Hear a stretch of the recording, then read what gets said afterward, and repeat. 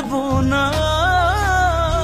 হয়তো যোগ্য ছিলাম না তোর মনটারে পাওয়া, ভাবলি না তুই এই মানুষটা কেমনে বাইচা রবে। কান্দাইবি যদি ভালোবাসলি কেন তবে বিচার হবে। খবর পাঠিয়েছে, মোবাইলে মেসেজ দিয়েছে, বা কাউকে মানুষকে ধোঁকাবাজি হয়রানি করে যাচ্ছে। অর্থাৎ তারা এখন এমন অবস্থায় নিয়ে গেছে, আজ কথা বলার কোনো অধিকার মানুষের নাই, মত প্রকাশের স্বাধীনতা নাই।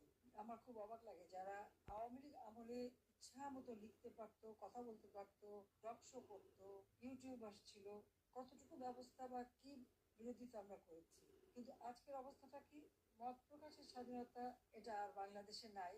তবে যেটা আছে সেটা Yunus style, doctor Yunus style, যা কিছু হবে শুধু ইনুসের